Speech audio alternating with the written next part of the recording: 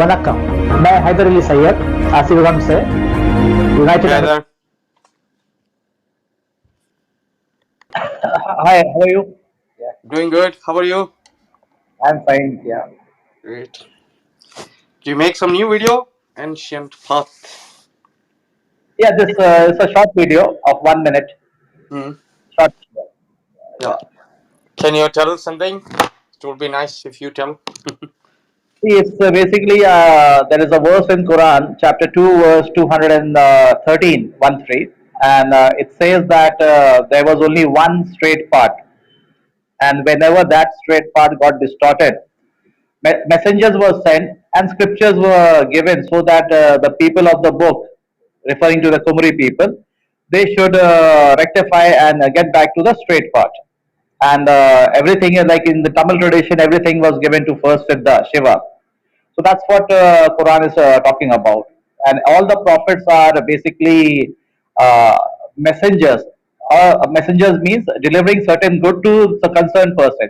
No prophet brought any new religion because the God guided part was given to first Siddha, and whenever that straight part got distorted, messengers were sent, books were sent, and in that series of messenger, Prophet Muhammad is the last messenger, and Quran is the last reminder for straight path, that is Asivagam, given to first Siddha. So this is what Quran is talking about, and Quran is not nothing to do with Abrahamic religion.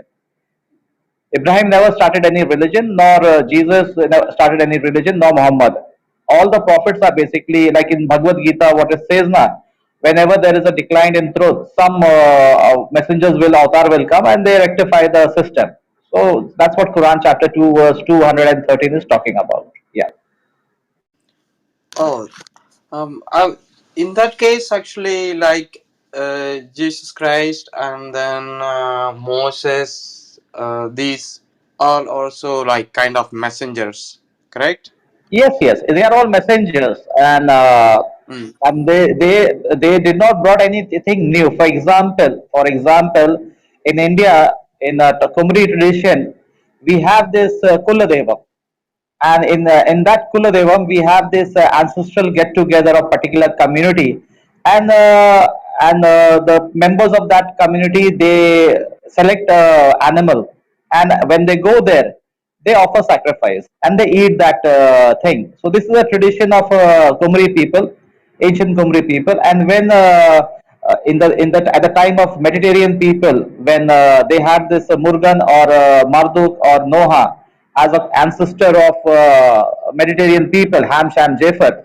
So again, there was a ancestral get together and sacrifice of animal, and which later became as a human sacrifice. And that time only Ibrahim was appointed as a leader for his family. And like all the leaders, chief of the colony, they have a Kuladevam. So Mecca became the Kuladevam, and animal sacrifice was introduced. So this is how, and all the prophets are basically reminding about that same tradition, way of life, ancestral get together and sacrifice of animal, and through the ancestral Kuladevam only, the community can come to power, not by vote bank politics. Yes. I have two questions. Um, One is like, for example, if you take Jews, they don't accept Jesus as a Messiah because they think he is not arrived yet. So how?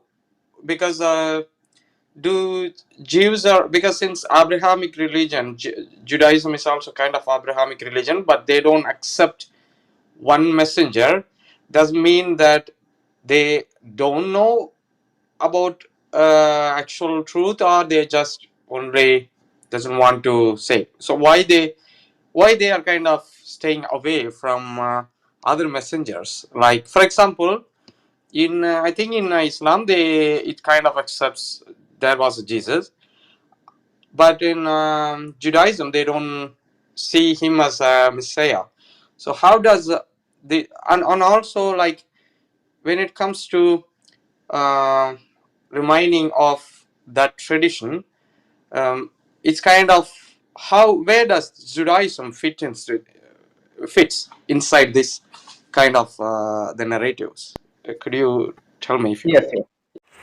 The Bible which you read today is not the complete Bible, because there are many books, chapters from the Bible which has been removed, and these books, it contains the history of Set or Shiva, about the Kumri people, and it has been removed. The books of Enoch has been removed, and in books of Enoch, if you see, there is a mentioning of Son of Man. So now the Judaism and Christianity, they have creating a dispute among themselves, because in Kumri tradition, there is a saying that the last Pandian will come and rectify the system, and the Judaism, the Jew who have some knowledge of books of Enoch and other scriptures, other books of the Bible, so they consider Messiah not to be Jesus, and they consider the Son of Man to be not Jesus, and so it's basically the books of Enoch which reminds about Set family. So so they are not telling that about they consider some other Messiah to be coming, but they will not tell about whether it belongs to the Tamil Kumri people, because they all are hiding the history of Tamil people. So Son of Man is basically referring to the Kalki, or the last Pandian who is going to come and settle and set the balance. Coming to Jesus Christ, he is a son of a woman. He is not a son of man. He is a son of Mother Mary, Isa ibn Maryam. I'm going to tell you a brief history of how priestly class became a part of our social structures.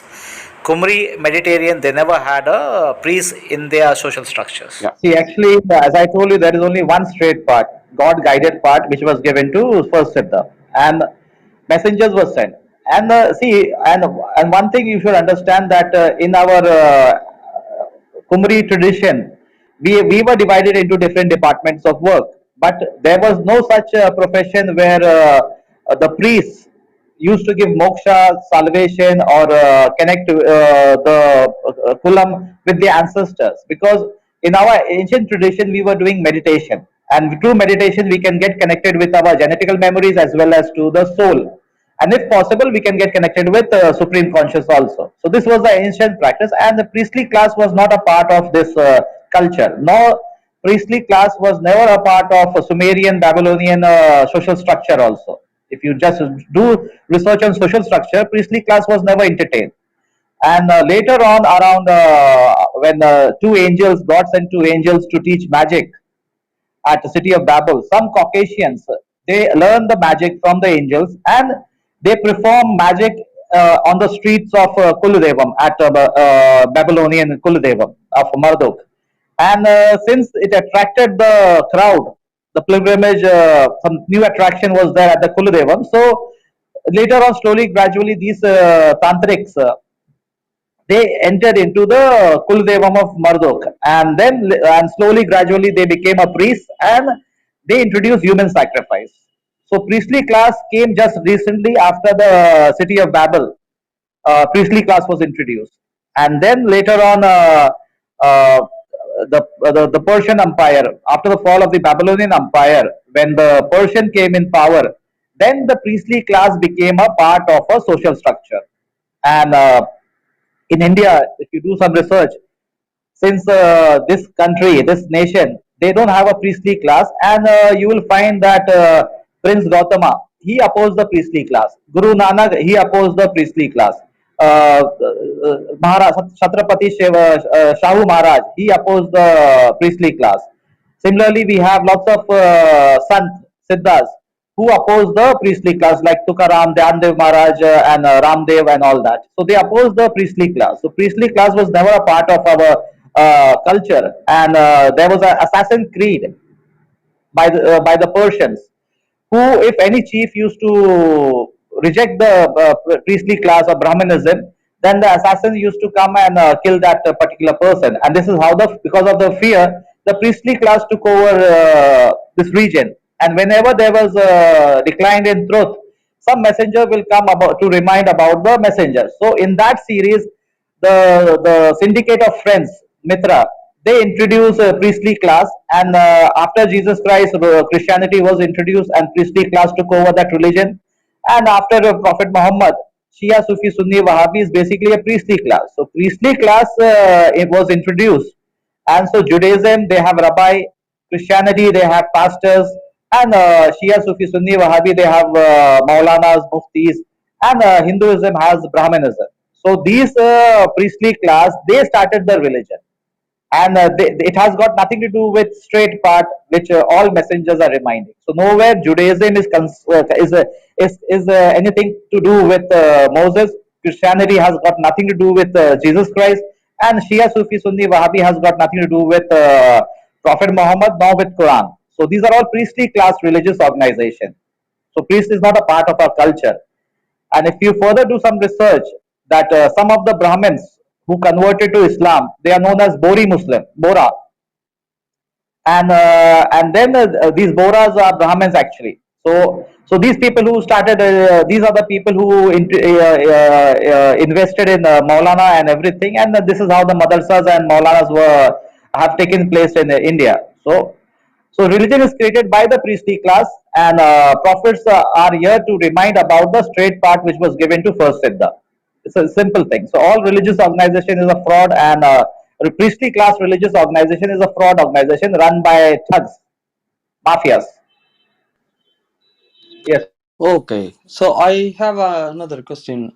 Um, the in the Muslim community in India, for example, if you see, there are some castes. There are many castes, and some castes, for example, you say in Tamil Nadu, you can say Ravitar, Maraikayar, and there are many castes that sees themselves as a superior, and there are also castes that they are like, for example, they are they're actually different sect of Muslims. They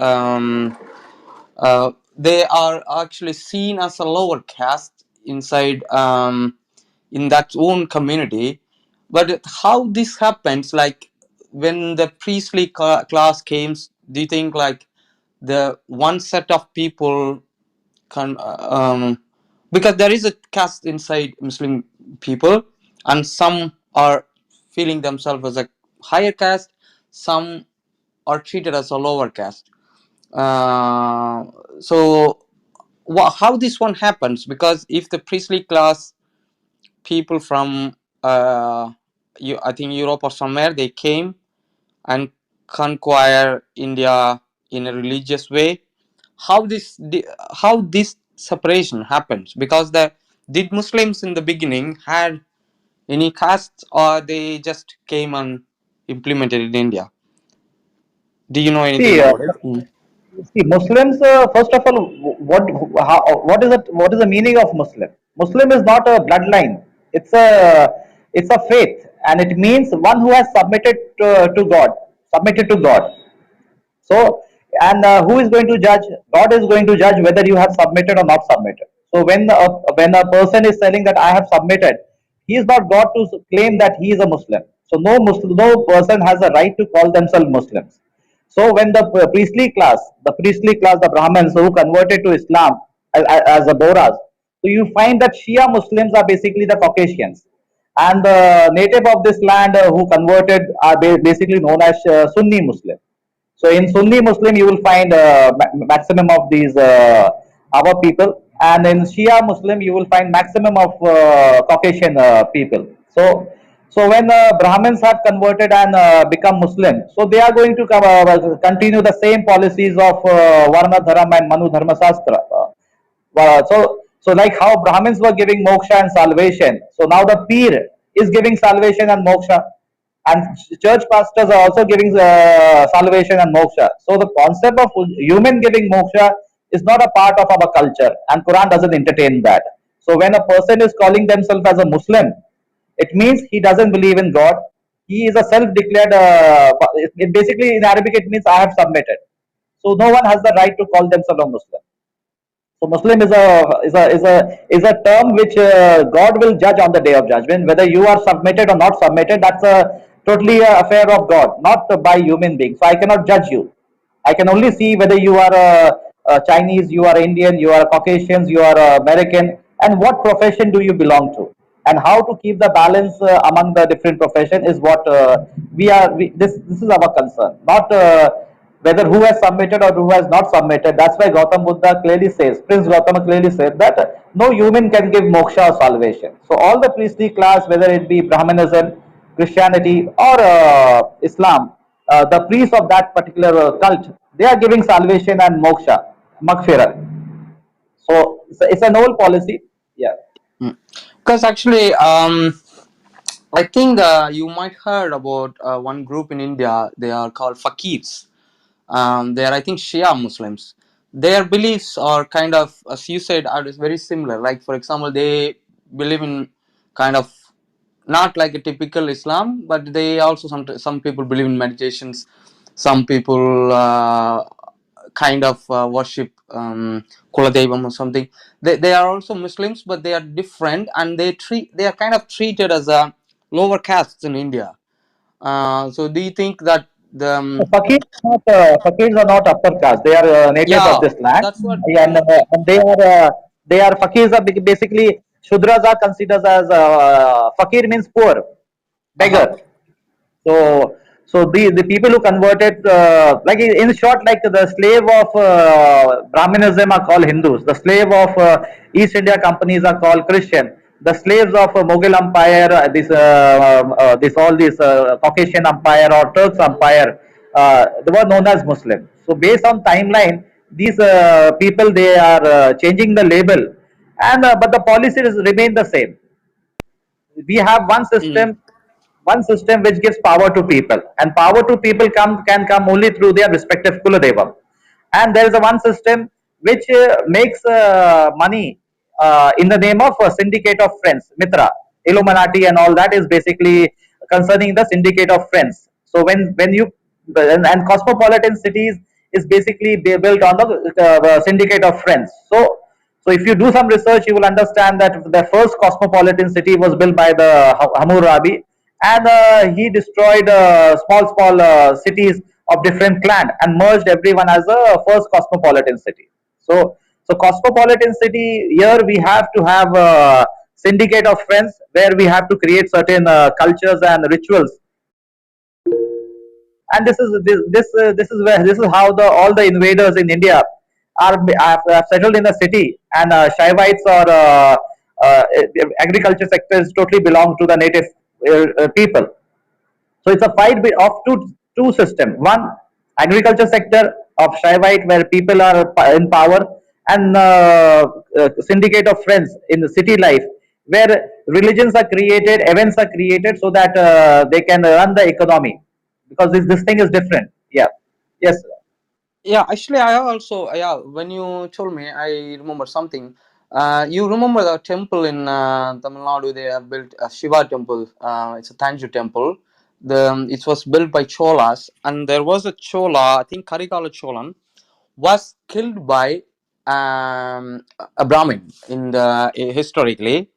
It was like, I think, Irumudi Shola Brahmadirajan, I think their clan name was. It's actually Brahmin community.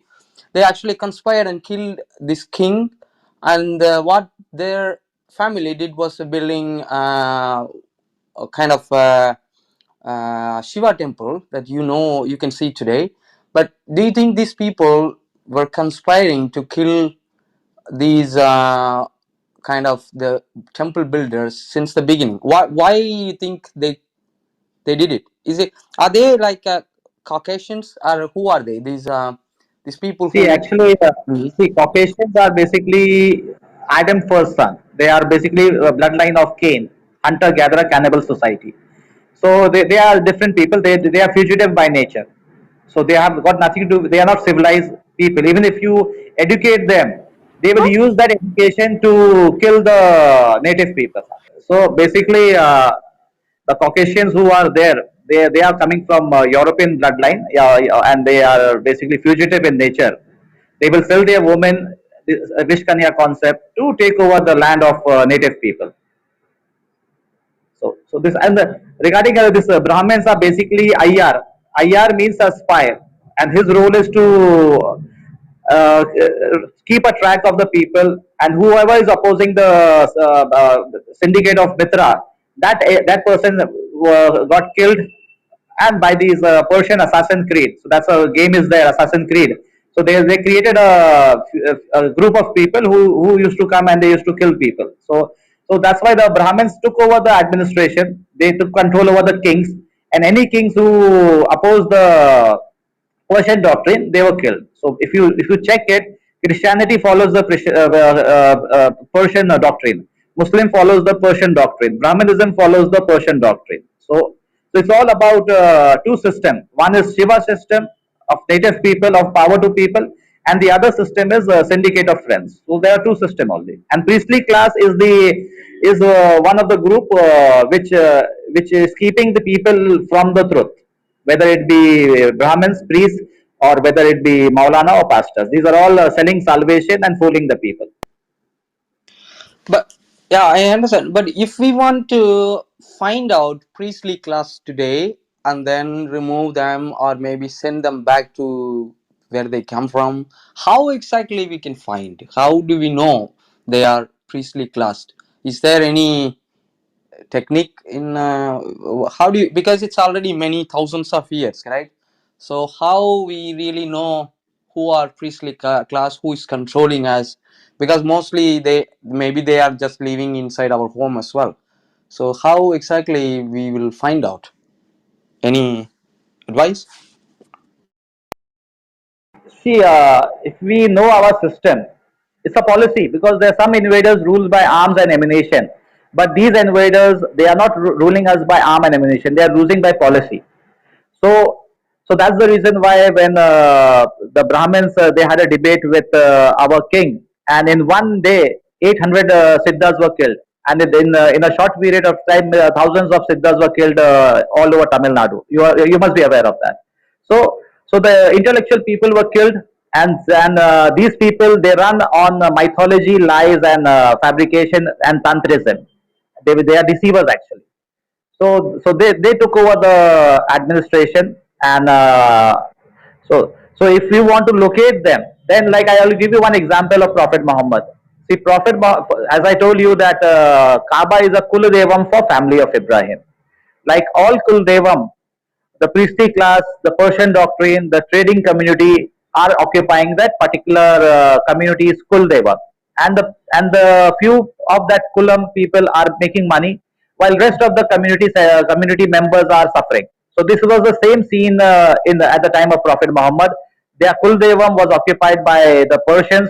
The Tantrism was all over there. The Vedic cultures was there. The trade was totally control of those people, and few members of Prophet family they were enjoying the monetary funds from that Kuladeva, and like there was a sacrifice of animal in Nina. So this thing was there. So what Prophet Muhammad did, he united the clan family of Abraham, that is children of Israel. Everyone got united, and then there was a fight, and finally Prophet Muhammad, when he won the battle of Makkah, he drove all the Caucasians and trading community out of Hijaz region. There was a border made there, Hijaz and Najd, and all these Persians they settled in Najd.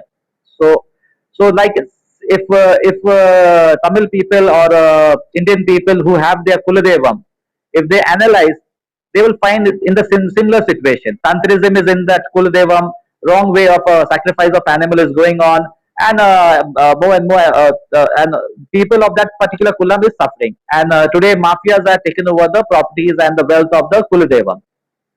So if that particular Kulam people unite and take back their Kuladevam, and then all the Kulam gets united under the Pandyan Sangam. This is what then we are entering into the age of Satyogam. So after we occupy the Kuladevam, then we will decide what to do with these people. But right now we have to remove them. Okay, here actually when you use Kuldevam, I have a question. Let's take if huge majority of people from Middle East, India, and many of people all are Pandyans. I mean Kumari people, let's say. And do all Kumari people has one Kuladevam, or each family has separate Kuladevam. What is because my question is Kuladevam is an ancestor or a god? That because it's kind of I don't get that point. Could you See, explain? Mm. yeah, see, Kuladevam is basically in Kumri tradition, as per the Quran, each son of Adam is a Kuladevam of his particular lineage. In Quran chapter 7, verse 172, from each members of each son of Adam, from their loins, their ancestors were taken out, that means their descendants were taken out and made to testify to themselves. That's why at Kuladevam, everyone is loyal to their Kuladevam. How much harshness still today after 2000 years, people are stick to their Kuladevam, and it's a very emotional thing for those people because Kumri people are the only people whom God has taken testimony to themselves, meaning everyone is loyal to their Kuldevam, and that's what Quran is talking about. So the Kuladevam is basically about our ancestors, and they are not gods. But Shiva is Kuladevam or Shiva is it's a king, right? Yeah, yeah. Shiva is a king, but should people worship Shiva or don't need? Only they need to worship Kuladevam. What is the idea here? See, first of all, Kumri people are not idol worshippers. They do meditation, self awareness, and keeping the balance. And keeping the balance in the society. This is what the culture is all about. Keeping, protecting the nature, river, everything.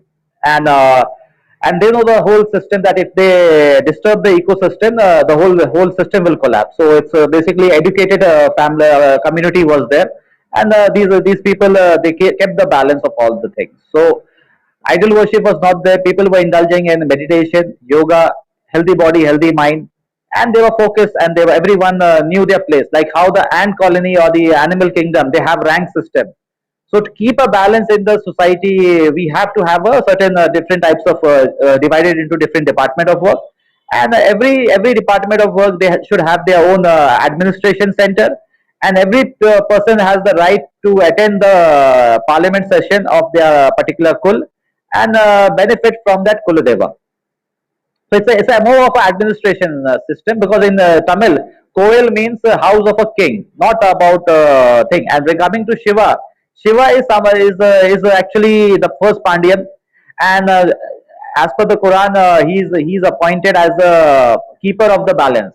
So whenever there is a decline in truth, somebody will from that particular bloodline will come and set the balance. They are basically keeper of yin and yang, keeper of the balance. That's why the Pandian symbol is twin fish. So they are keeper of the balance appointed by God. And if the meditation was the only important culture for Kumari people, today, for example, let's take Ganges. Ganges people really take a bath and destroy the river. And all over India, we see so much of religious based worshipping. At the same time, they destroy the nature.